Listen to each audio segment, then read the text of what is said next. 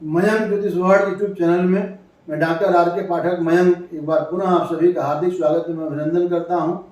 आप सभी जानते हैं कि नक्षत्रों का विशेष महत्व होता है।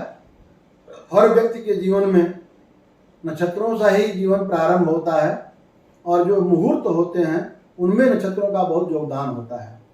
पंचांग आप देखते हैं तो तिथि, वार, नक्षत्र, योग, करण इन पांचों को मिला करके विशेष रूप से पंचांग बनाए जाते हैं और उसमें मुहूर्त भी आपको बहुत सारी चीजें देखी जाती हैं। तो जो 27 नक्षत्र होती हैं शनि से लेकर के रेवती तक, इसमें अंतिम के जो 5 नक्षत्र हैं उन्हें कहते हैं पंचक नक्षत्र कहते हैं। ये हैं धनिष्ठा,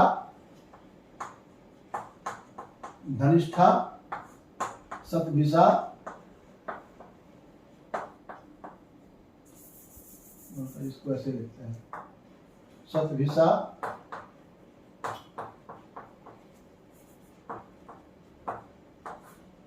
पूर्वा भाद्रपद, उत्तरा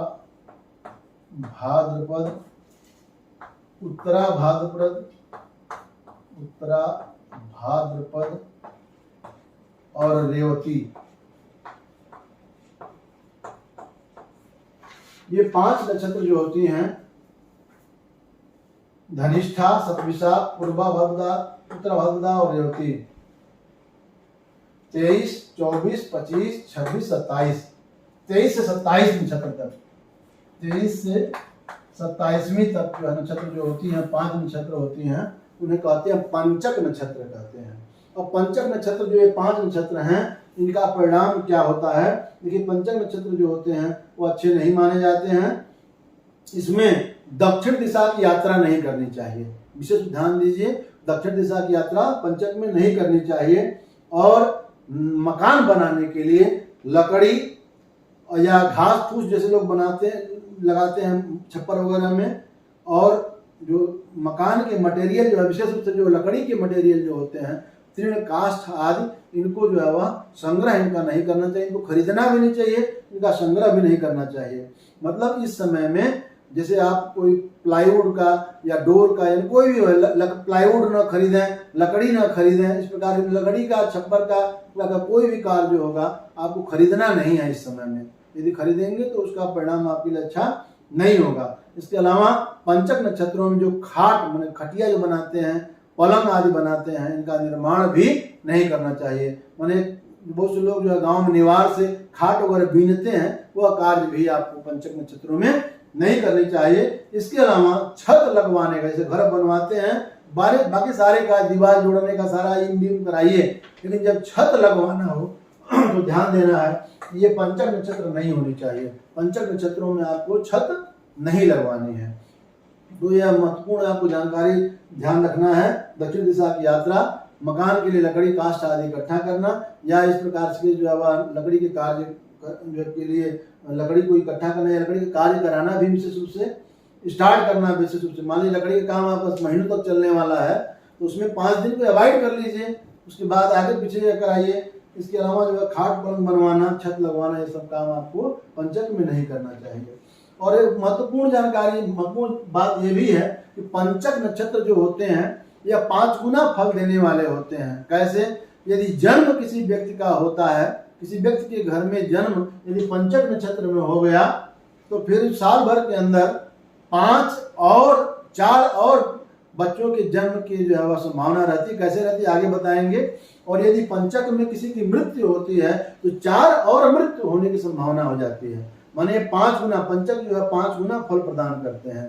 तो आइए हम जानते हैं। बहुत लोग सामान्य रूप से समझते हैं कि जो है यदि पंचक नक्षत्र में कोई भी नक्षत्र है तो उसमें जो है वह यदि व्यक्ति किसी का जन्म हो गया तो परिवार में 5 जो है वह जन्म हो जाएगा। तो इसलिए पूछा कि गुरु जी अगर परिवार में पुरुष स्त्री ही है तो अगर पंचक में जन्म होगा तो 5 जो है वह जन्म कैसे बच्चे का हो सकता है, या किसी की मृत्यु 5 मृत्यु कैसे हो जाएगी या क्यों हो जाएगी, इसके बारे में जो है जो संदेह लोगों के होते हैं बहुत अच्छी जानकारी आपको इस वीडियो में प्राप्त होगी। वीडियो को स्किप बिल्कुल न करें, पूरा वीडियो देखेंगे, अच्छी जानकारी आपको प्राप्त होगी। और ये पंचक में यदि जन्म हो रहा है, पंचक में विशेष रूप से मृत्यु हुई है तो क्या उपाय करना चाहिए ताकि ये पंचक का दोष न लगे, इसमें पूरी जानकारी आपको प्राप्त होगी। देखिए, धनिष्ठा नक्षत्र जो होती है यह ग्राम पंचक है।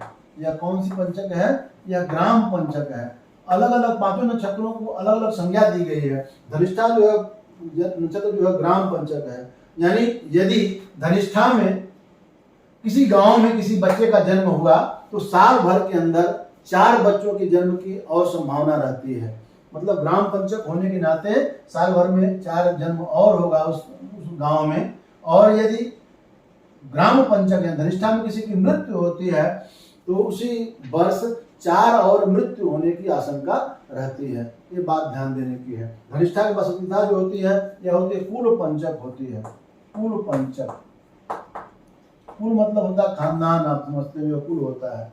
माने इस कुल में उस व्यक्ति के कुल में, कुल पर खानदान जो होता है 10 पीढ़ियों तक गिनती विशेष रूप से की जाती है। तो उस कुल में, उस कुल के व्यक्तियों में यदि कोई जन्म हुआ तो फिर साल भर के अंदर 4 और बच्चों के जन्म की संभावना रहती है। और यदि कोई मृत्यु हो जाती है तो साल भर के अंदर 4 और मृत्यु हो सकती है। मृत्यु को, जन्म अगर हो जाता है तो फिर उसको रोकने का उपाय तो खैर करने की जरूरत है नहीं। मृत्यु यदि होनी है तो उसका उपाय मैं आगे बताऊंगा। यदि ये सतविषा में अगर किसी का जो है वह जन्म होता है तो कुल पंचक है, साल के अंदर 4 और जन्म होगा। और मृत्यु होती है तो 4 और मृत्यु हो सकती है, उसका उपाय बताया जाएगा। पूर्वा भाद्रपद नक्षत्र जो है यह मुहल्ला पंचक है। इसको बोलते हैं मुहल्ला पंचक। ये मुहल्ला पंचक है, माने समझ गए होंगे आप। यदि पूर्वा भाद्रपद नक्षत्र में अगर किसी बच्चे का जन्म हुआ तो उस मुहल्ले में साल भर के अंदर 4 और जन्म होने की आशंका रहेगी, संभावना रहेगी। और यदि इसमें मृत्यु हो गई तो 4 और मृत्यु की आशंका या संभावना रहेगी। इसलिए जो है वह उसका उपाय या मृत्यु वाला उपाय करना चाहिए, आगे बताएंगे। उत्तरा भाद्रपद जो होता है यह होता है गृह पंचक। ये सबसे अधिक खतरनाक है, गृह पंचक।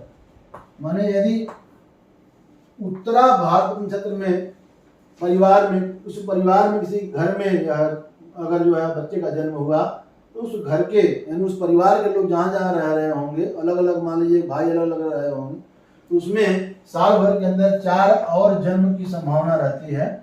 और यदि मृत्यु हो गई है तो 4 लोगों की और मृत्यु की संभावना रहती है। विशेष सावधानी बरतने की नक्षत्र ये होती है। रेवती जो होती है वह बाह्य पंचक है। रेवती नक्षत्र क्या है? बाह्य पंचक। बाह्य पंचक है। बाह्य पंचक, बाह्य मतलब बाहरी होता है। जैसे बाह्य पंचक होगा तो जैसे मान लीजिए किसी गांव में रह रहे हैं, किसी मोहल्ले में रह रहे हैं, किसी कॉलोनी में रह रहे हैं, उस कॉलोनी के बाहर अगर उस बाह्य पंचक में किसी का अगर जन्म हो गया उस कॉलोनी के बाहर किसी के 4 और जन्म की संभावना रहेगी। और मृत्यु अगर होती है तो कॉलोनी के बाहर और 4 लोगों की मृत्यु की संभावना 1 साल के अंदर होती है। तो आपको ये समझ में आ गया होगा कि 5 नक्षत्र जो होती है उसमें क्या नहीं करना है।